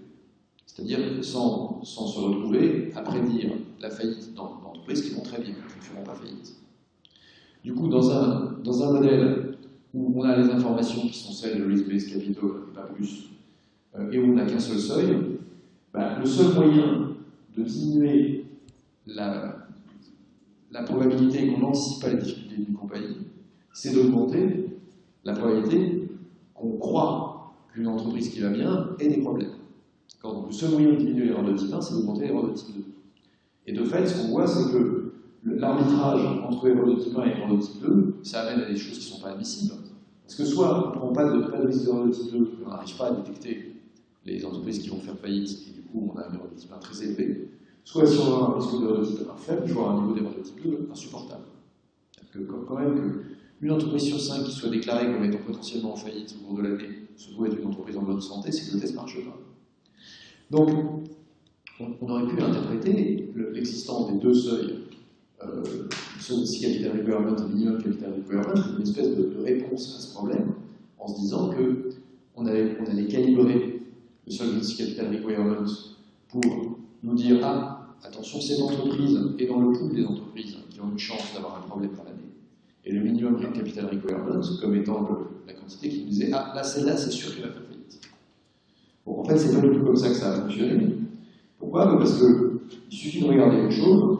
Par exemple, c'est le niveau de violation du Solvency Capital Requirement ou du Minimum Capital Requirement dans les exercices qui ont été faits à l'échelle du secteur avant la mise en œuvre effective. Et donc, avant le passage à Solvabilité 2 au 1er janvier 2016, on a fait 5 Quantitative Impact Studies et un Long-Term Guarantee Assessment Exercise. Donc ça, c'était 5 exercices. Au début, il s'agissait de voir si les entreprises étaient capables de mettre en œuvre Solvabilité 2. Les premiers Quantitative Impact Studies, c'est 2008. On vient à peine de publier le projet de directive, il n'a même pas encore été voté par le Parlement européen, mais on démarre des études pour voir, avec les entreprises qui sont volontaires, pour voir en gros quelle est la difficulté technique de mettre en œuvre. Et ensuite, avec les études suivantes qui se sont étalées jusqu'en 2010 pour les Quantitative Impact Studies et puis le Long-Term Guarantee Assessment, c'était 2012-2014.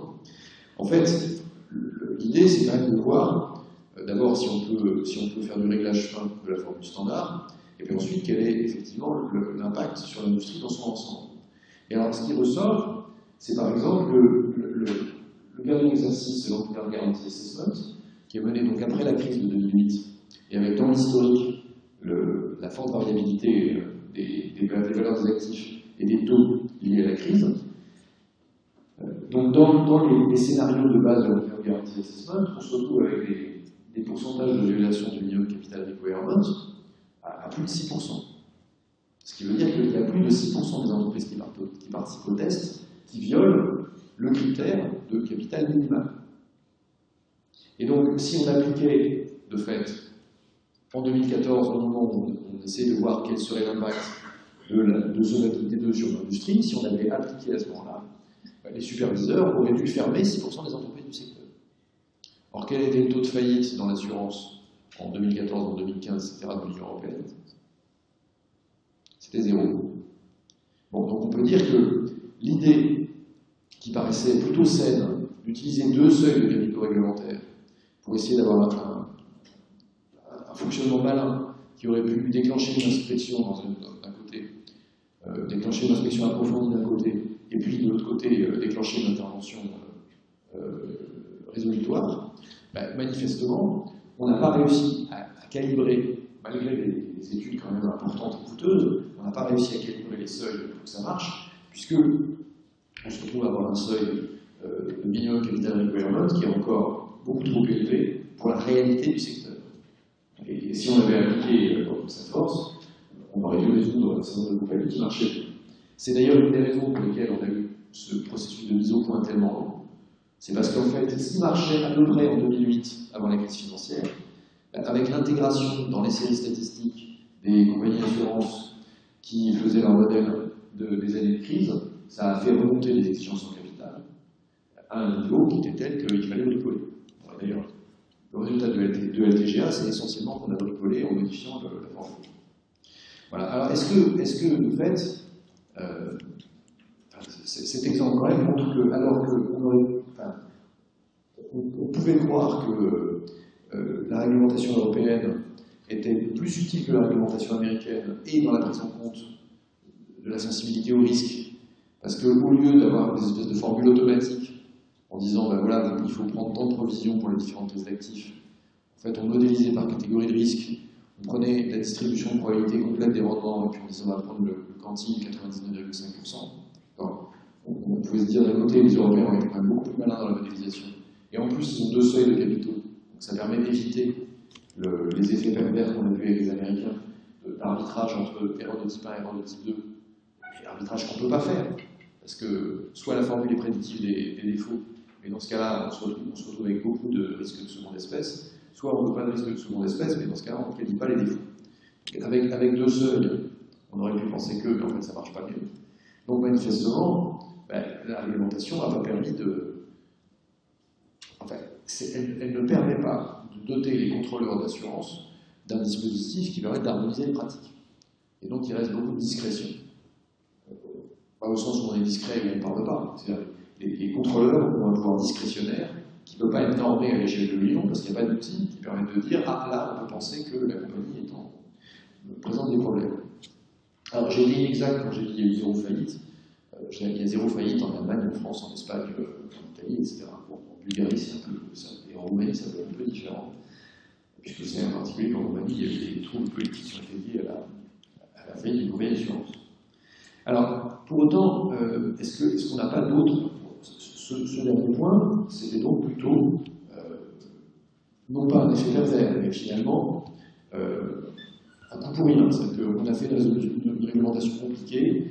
On pouvait penser qu'elle allait permettre de faire des choses formidables, et en fait, on s'est arrêté au milieu du gué, parce que c'était la raison simple, c'est qu'en gros, c'est trop compliqué de mettre ça en œuvre. C'est-à-dire que si on veut vraiment calibrer le minimum capital requirement ou le solvency capital requirement pour que on n'est pas d'abord de type 1, c'est-à-dire qu'on détecte par avance toutes les compagnies qui vont avoir des problèmes avec le solvency capital requirement, et on n'est pas d'abord de type 2, c'est-à-dire que de fait, on soit sûr que toutes les entreprises qui ont un capital inférieur au minimum capital requirement sont en situation telle qu'il faut intervenir. Donc si on veut correctement calibrer SCR, qui n'est pas d'ordre de type 1, c'est-à-dire que toutes les entreprises qui vont faire défaut soient européennes, et ce sont celles qui ont un capital en dessous du solvency capital requirement, et que toutes les entreprises qui ont un seuil en dessous du million de capital régulier net fassent défaut.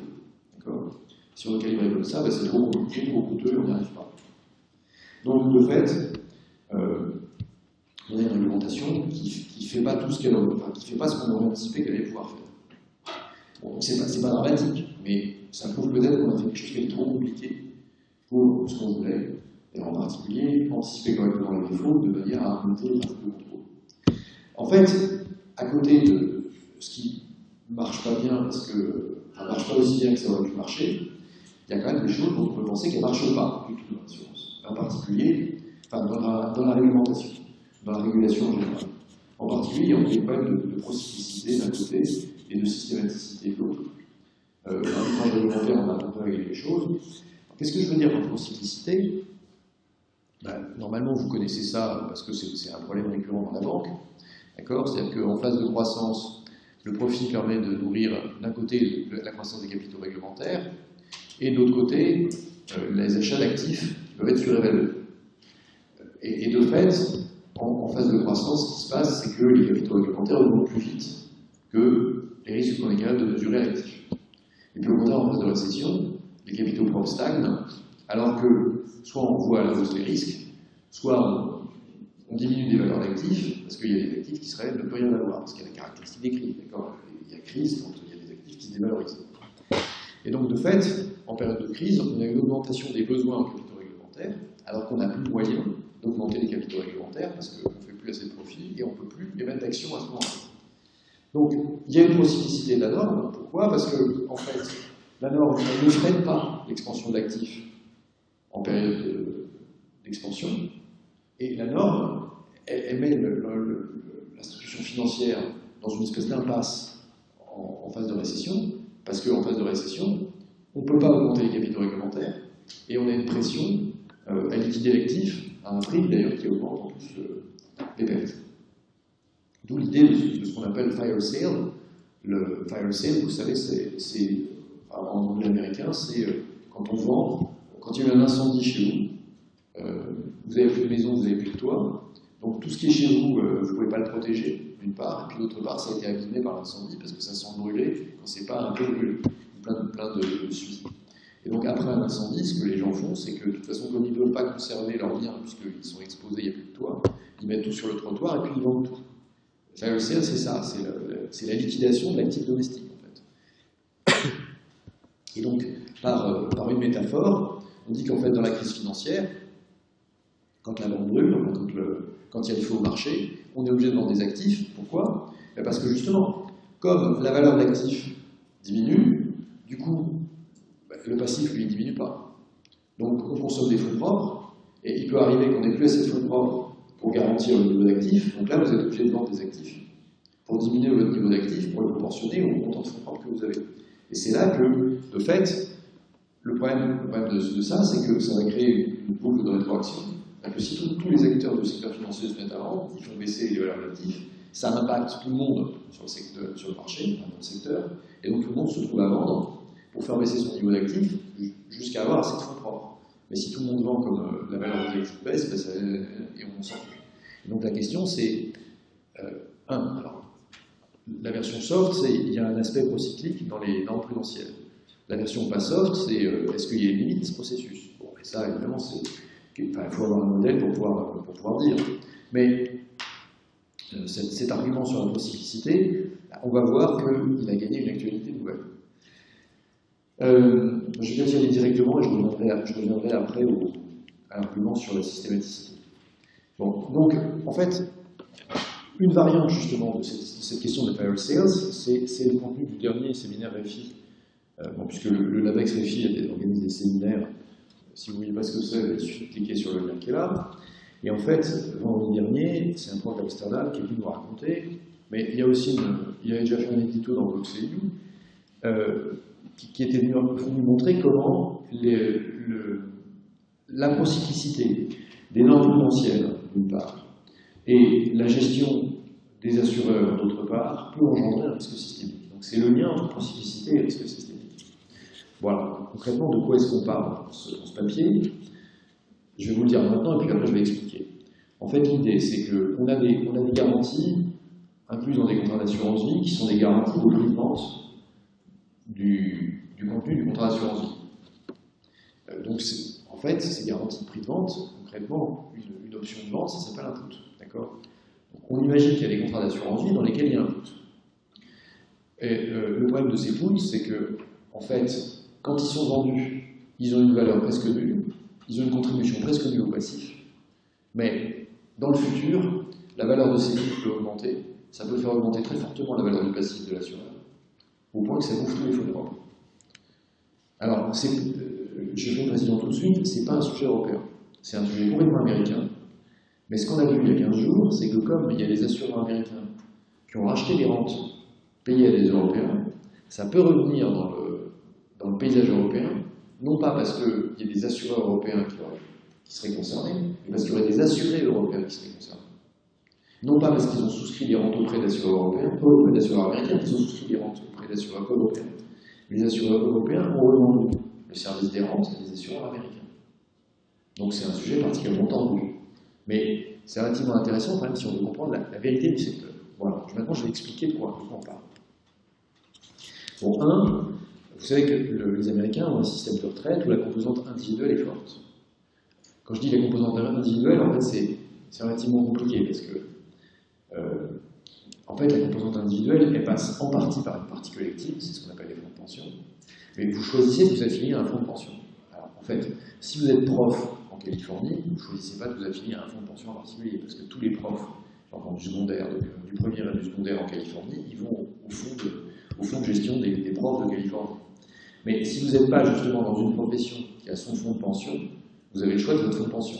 Vous avez le choix de où est-ce que vous allez cotiser pour votre retraite. Vous cotisez pour votre retraite chez un organisme qui est un organisme privé, d'accord, qui a un statut semi-public, mais qui reste un organisme privé. C'est à vous de le choisir. Mais à côté de votre fonds de pension, où vous allez payer tous les mois des cotisations retraite en échange d'une rente viagère à votre départ à la retraite, vous pouvez avoir, et pratiquement tous les Américains ont de l'assurance vie, avec l'ambiguïté de cette assurance vie, que à la fois ça va donner à vos héritiers, enfin à vos ayants droit, ça peut leur donner quelque chose si vous disparaissez, mais vous pouvez aussi accumuler pour vous dans le cadre du contrat d'assurance vie. Bon, donc de fait, il y a un dispositif à 3 niveaux qui a vous prévoyez votre rente viagère de retraite via le fonds de pension, et puis vous prévoyez en plus des flux, soit à vous, soit à vos ayants droit, dans le cadre du contrat d'assurance vie. Bon, alors, ce qu'on remarque, c'est qu'en fait, il y a eu un changement important qui s'est opéré dans les années 70 aux États-Unis. C'est-à-dire que, jusqu'aux années 70, l'épargne de long terme des Américains, pour l'essentiel, c'était l'assurance vie. Et dans les années 70, on est passé de 70% d'assurance vie à 30% d'assurance vie. Et il y a eu un transfert de 40% de la base de l'épargne de l'assurance vie vers les annuities. Donc, des revenus complémentaires. Pourquoi ? Parce que les Américains se sont dit, il y avait à la fois l'allongement de la durée de la vie et puis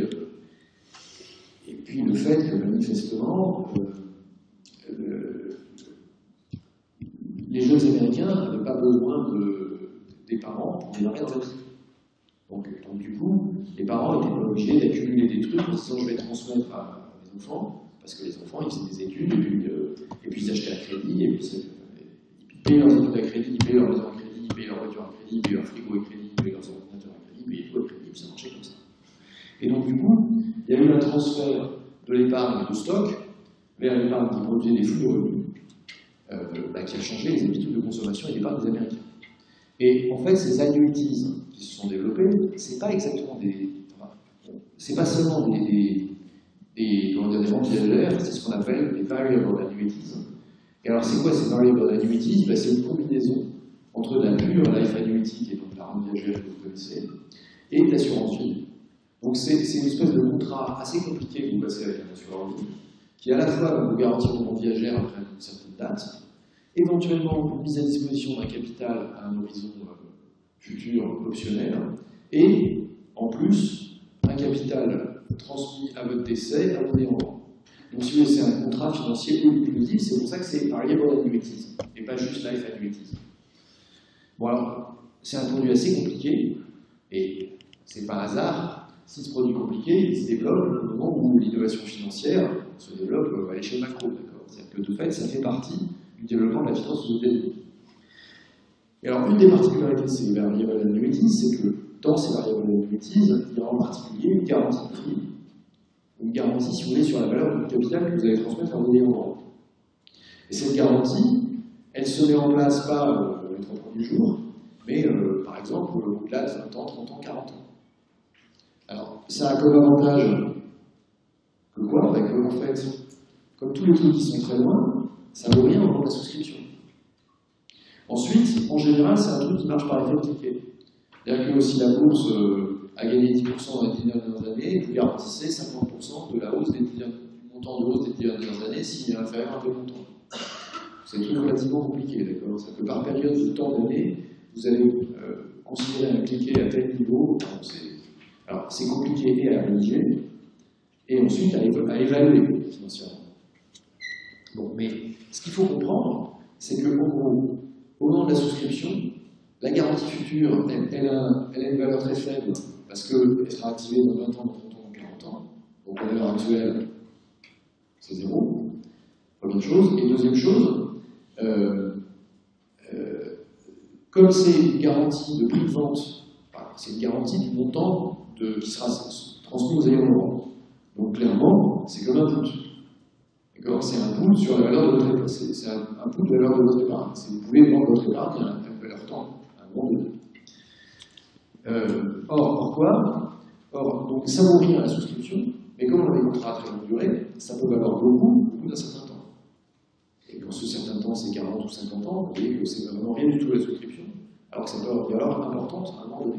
Ça a surtout une valeur importante quand, sous l'effet des cliquets successifs, la valeur à laquelle vous allez pouvoir revendre votre actif, concrètement la valeur que vont toucher vos ayants droit si vous cassez votre pile, elle est devenue relativement élevée et que la veille est une crise financière. Tant qu'on est sur un profil ascendant, ça ne coûte rien la garantie, puisqu'on réévalue régulièrement, mais comme de toute façon les valeurs sous-jacentes, leur valeur augmente, s'il faut vendre, vous ne devez pas le survendre en quelque sorte. Le problème, c'est s'il y a une crise financière qui fait que vous êtes engagé à donner 100 aux ayants droit, alors que la valeur de marché des titres sous-jacents est tombée à 50. Là, l'assureur, il y a les 50 de sa poche. Et donc ça, plus de 40 ans en avance, d'abord le risque est faible, et puis ensuite, même si le risque n'est pas faible, de toute façon, avec l'actualisation, cette garantie n'a pas grande valeur. Mais une fois qu'on arrive au grand risque, c'est important. Alors, comment est-ce qu'on mesure que c'est important? Alors, c'est là qu'on a des jeux graphiques un peu compliqués à interpréter. Bon, donc, premier graphique, on a un ratio des réserves brutes sur le capital des entreprises d'assurance. Et qu'est-ce qu'on a? On voit que en fait, on a deux traits qui sont à 0 en bas et un trait noir qui se promène. Qu'est-ce que c'est? En fait, les deux traits qui sont planchés, c'est les entreprises qui n'ont pas de variable annuities. Les entreprises qui n'ont pas de variable annuities, les réserves brutes, les provisions brutes qu'elles font pour variable annuities, ça représente 0% de leur capital. Les entreprises avec un risque bas, c'est quoi? C'est les entreprises dont, en fait, le niveau de variable annuities qui est vendu est inférieur à la médiane du secteur des assureurs. On voit qu'elles aussi, en fait, les réserves d'assurance brute qu'elles font, pour la garantie de variable annuities, ça représente 0% de leur capital réglementaire. En revanche, les entreprises qui, dans leur bilan, ont plus de 50% de variable annuities, plus que la médiane de variable annuities que le secteur, elles ont un montant de provision pour risque sur ces variable annuities qui représente entre 10% et 43% de leurs capitaux réglementaires. Et d'ailleurs, on remarque quand même que, alors qu'en 2007 c'était 10%, en 2008, tiens, c'est devenu 42% du capitaux réglementaires. C'est-à-dire qu'en une seule année, le montant des garanties nécessaires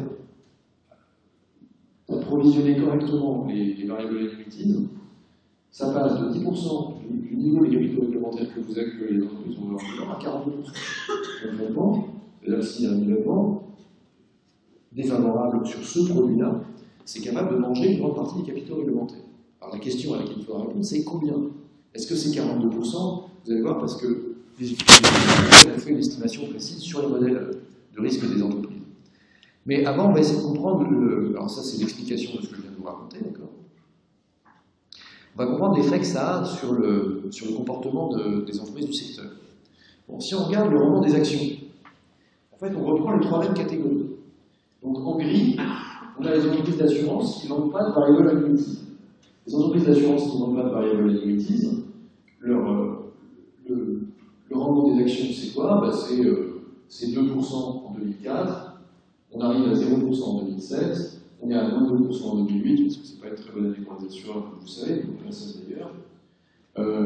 On est remonté à 2% et 2,5% en 2010, et puis on fait 5 et on remonte.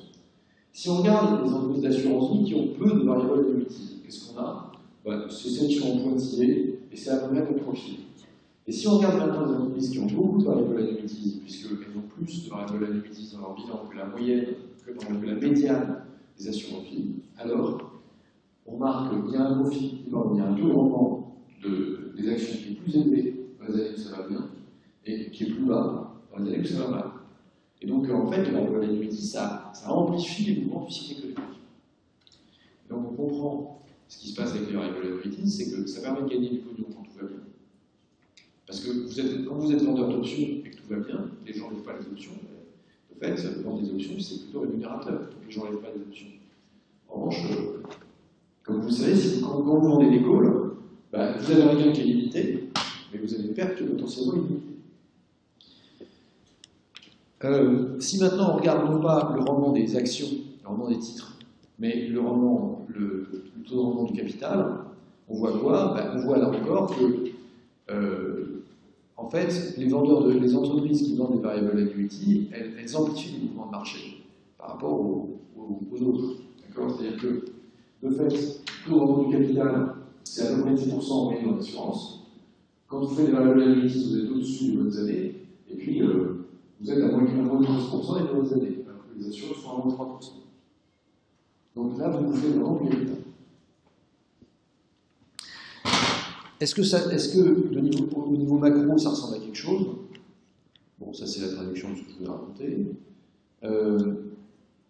Et donc vous comprenez maintenant que c'est quand même un sujet que pendant les crises, les vendeurs de variables annuities, c'est pas seulement qu'ils font des profits négatifs, c'est pas seulement que le taux de rendement de l'action soit négatif, c'est surtout qu'ils se retrouvent à avoir une augmentation de leur risque important. Parce que si les marchés d'actions baissent trop, et s'il y a trop d'assurés qui veulent sortir en récupérant leur actif au montant qui est contractuellement garanti, c'est-à-dire en exerçant leur put, potentiellement tous les fonds propres de l'assureur vont y passer. Alors ça se traduit par exemple par le fait que il y a dans les assureurs américains du risque systémique qui est lié à ça. Et alors ce qui est intéressant, c'est la manière justement dont ça c'est une mesure de S-risque. Donc le S-risque, c'est une manière de mesurer le risque systémique, c'est en gros quelle serait la consommation de capitaux réglementaires s'il y avait un mouvement de marché d'une ampleur qui est définie par le scénario. Et donc, en gros, c'est une école de Stern qui, pour tous les établissements financiers de taille importante, calcule la perte potentielle de capitaux réglementaires s'il y avait un mouvement de marché important. Et ce qu'ils appellent S-risque, c'est le montant de capitaux réglementaires qui serait consommé s'il y avait ce que c'est une baisse du marché d'action de 20%, comme ça. Alors qu'est-ce qu'on voit sur la mesure de ce S-risque? Ben, vous voyez que les banques sont ici en pointillé. Et l'échelle de mesure est là. Donc le S-risque est l'échelle des banques. Quand on prend le 15 juillet 2007, le niveau de risque systémique des banquiers américains, c'est 0. Bon, et puis entre le 15 juillet 2007 et le 15 janvier 2008, on monte de 0 à 600 milliards de dollars. D'accord? Et puis, chez les banquiers, bon, ça baisse un peu, parce que tout simplement, quand Lehman Brothers disparaît, ça tombe bien, il y a plus de risque systémique en moins. Quand vous faites disparaître Lehman Brothers, c'est quelques autres. Puis ça remonte un peu en 2012, et puis depuis, ça a baissé, c'est-à-dire qu'aujourd'hui, on est revenu à pratiquement 0, parce que personnellement, j'ai du mal à croire, tant mieux pour eux. Une façon d'interpréter les choses, c'est, eh bien, donc, les banquiers américains parce que les règles plus anciennes ont changé aux États-Unis, ils ne sont pas tellement matrois, ils travaillent plutôt sur ils ont plutôt une présence mondialiste dans lequel il n'y a pas de pondération de risque, d'accord? Ils sont plutôt en levier. Mais donc, de fait, on a l'impression que les banquiers ont sorti les risques systémiques de leur modèle. Alors que les assureurs, qui sont soit la ligne noire ici, soit la ligne rouge pour les assureurs américains, avec une échelle de mesure qui est ici, les assureurs ont le même problème de pic de risque systémique, bien que ce soit pas la même valeur, parce que ce n'est pas 600 milliards pour les banquiers, c'est juste 240 milliards, pas terrible. Mais surtout, le truc, c'est que les assureurs n'ont pas réussi à se débarrasser des risques systémiques dans leur vie. Et pourquoi est-ce qu'ils n'ont pas réussi à se débarrasser des risques systémiques dans leur vie? Parce que ces trucs-là, en partie. Donc l'idée des collègues, ce serait de dire qu'à cause de l'existence de put dans les variables de l'annuitis qui ont été vendues par les assureurs, il y a un risque systémique important qui reste. Parce que, risque systémique, pourquoi? Parce qu'il y a un risque de perte d'actifs important. Alors, concrètement, comment est-ce que ce risque pourrait se matérialiser? C'est là que c'est un peu compliqué. Personnellement, j'ai eu du mal à saisir exactement où l'ami Wagner voulait revenir. Et voilà comment il explique les choses. Bon, et en fait, vous allez voir qu'il y a une interaction entre le cycle et les normes réglementaires. Donc, de fait, c'est un effet de procyclicité avec une dimension systémique. Donc l'idée, c'est que quand les marchés d'actions baissent, la valeur de l'option de vente présente dans les contrats d'assurance qui ont été vendus augmente. Pourquoi? Parce que, concrètement, vous avez promis à l'assuré de lui racheter son portefeuille d'actions à 100.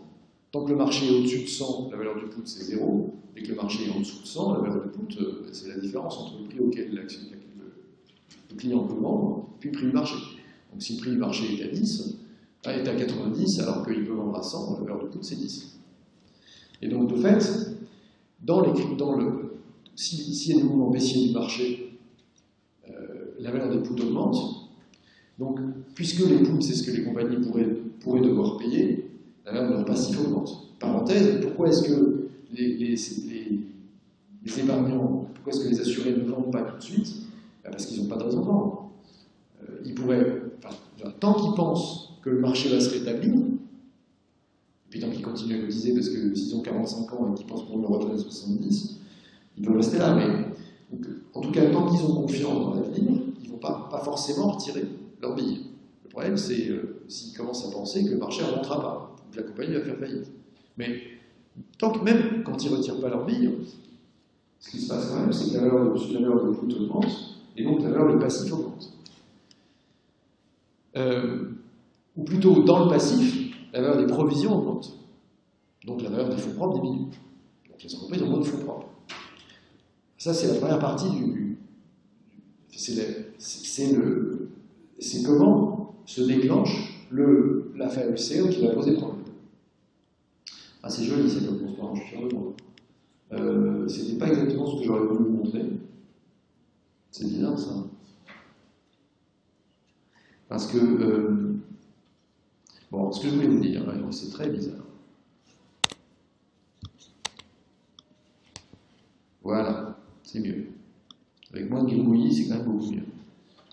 Donc, là, ce qu'on a vu, c'est que, puisque le put, qui était au passif, a vu sa valeur augmenter quand le marché baisse, alors, comme dans le passif, il y a des provisions mathématiques d'un côté et des fonds propres de l'autre, la place des fonds propres, c'est moins, puisque le passif, ensemble, il n'a pas diminué, augmenté, pardon. Et donc, de fait, l'augmentation de la valeur des puts, ça augmente, ça consomme des fonds propres. Mais alors, en fait, l'histoire ne s'arrête pas là, parce que le problème, c'est que, donc, si le niveau des fonds, en parallèle, il y a un autre phénomène qui va se produire s'il y a un retournement du marché, qui est que, vraisemblablement, il y a une partie de l'actif, en particulier l'actif très risqué des assureurs, dont la valeur de marché pourrait se dégrader. Pourquoi? Ça rejoint ce dont vous avez parlé il y a 3 semaines, quand je vous avais dit, vous savez, il y a un fonds américain qui rachète en fait des pensions en Europe. Et pourquoi est-ce qu'il rachète des pensions en Europe? Parce que les assureurs européens sont très ennuyés pour assurer le service des pensions, parce que comme les actifs en Europe ont un moment qui est nul, les assureurs, ce qu'ils ont dans leur actif, c'est des obligations souveraines allemandes qui rapportent 0%, Donc de fait, pour réévaluer tous les ans les pensions de retraite qui servent de 2%, c'est problématique, parce qu'il n'y a pas de rendement, il n'y a pas de possibilité de réévaluer. Donc, ce qu'ils ont fait, c'est qu'ils ont vendu une partie, il y a des assureurs qui ont préféré vendre une partie du portefeuille de rente qui devait servir aux Américains, qui eux peuvent servir un taux de rendement et donc des revalorisations supérieures. Pourquoi? Parce que ce qu'ils ont dans leur portefeuille, au lieu d'avoir que des obligations souveraines allemandes qui rapportent 0%, ben, ils ont moins d'obligations souveraines, donc la partie en bleu marine ici est plus faible que là. Et qu'est-ce qu'ils ont à la place des obligations souveraines? Ils ont en bleu clair, qui sont du Residential Mortgage Backed Security. Qu'est-ce que c'est que ça? C'est donc la Residential Mortgage Backed, c'est des créances hypothécaires titrisées. En français, c'est des crédits souverains titrisés, ce que vous connaissez déjà. Plus du Asset Backed Security, ou du Collateralized Loan Obligation, c'est là encore du prêt titrisé, mais pas du prêt hypothécaire, pas de la créance hypothécaire sur les ménages, qui ne sont d'ailleurs pas forcément subprime, mais en fait d'autres types de créances qui sont utilisées. Et là, dans ce cas-là, c'est en partie de la créance d'entreprise. Bon, donc en fait, l'idée, c'est qu'on a des assureurs vie américains qui, pour avoir du rendement, plutôt que d'acheter des actifs sans risque et qui n'ont pas de rendement, achètent des actifs risqués qui ont du rendement. Mais alors, ces assureurs vie, s'il y a un retournement de marché de conjoncture, ben on a vu qu'ils ont une augmentation de la valeur de leur provision mathématique au passif, parce que les puts qu'ils ont vendus dans les variables annuities voient leur valeur augmenter, et en même temps à l'actif, ils ont en fait un paquet mal budget d'actifs qui allait plutôt bien dans le cycle, enfin, quand le cycle est bon, mais il va y avoir plus grand chose quand le cycle est mauvais. Et alors, qu'est-ce qu'ils vont faire? Ben, comme ils ont moins de capitaux propres, ils vont se dire dans un premier temps que ce qu'ils doivent vendre, c'est les actifs qui leur coûtent le plus cher en capitaux propres. Les actifs qui coûtent le plus cher en capitaux propres, c'est les actifs qui sont devenus les plus risqués. Les actifs qui sont devenus les plus risqués, c'est ces espèces de junk bonds et de créances titrisées dégueulasses. Le problème, c'est qu'en fait, comme ils veulent tous les vendre, il n'y a personne pour les acheter. Et donc, on a typiquement un mécanisme de fire sale qui se concentre sur une classe d'actifs dont le risque va exploser. Et donc, paradoxalement, en fait, ces actifs-là, ils engendrent une demande de capitaux réglementaires élevée, mais on ne peut pas les liquider. Et donc, les assureurs vont être obligés de liquider leurs bons actifs, c'est-à-dire ils vont être obligés de liquider soit les actions, soit pire, les T-bills, enfin les titres de dette gouvernementale américaine, ce qui risque de faire baisser la dette gouvernementale américaine et d'envoyer un signal au marché important. Tout simplement parce qu'ils n'arrivent pas à vendre leurs actifs les plus dégueulasses pour lesquels ils ont besoin d'avoir des capitaux réglementaires. Donc, alors, et ça mène où, capitaine? Eh bien, justement, c'est là que c'est amusant, c'est là que c'est intéressant. La conclusion de petits camarades dont Wagner, c'est we then calibrate the model to intra-level data and show that the variable annuities writing interest collective allocation to illiquid bond exacerbates system-wide fire sales in the event of negative asset shocks, plausibly erasing up to 20 to 70% of interest equity capital. Donc, en fait, ce qu'ils ont fait, c'est qu'ils ont fait une simulation où ils ont vraiment fait calibrer vraiment sur les données au niveau des entreprises et afin d'évaluer l'effet d'un choc sur la valeur des actions, par exemple, sur les bilans des compagnies. Et donc, s'il y a un choc sur la valeur des actions, bah, typiquement, ça augmente la valeur du put. Donc, puisque ça augmente la valeur du put, ça augmente la valeur des provisions mathématiques qui sont passives. Si ça augmente la valeur des provisions mathématiques qui sont passives, ça diminue la valeur des fonds propres.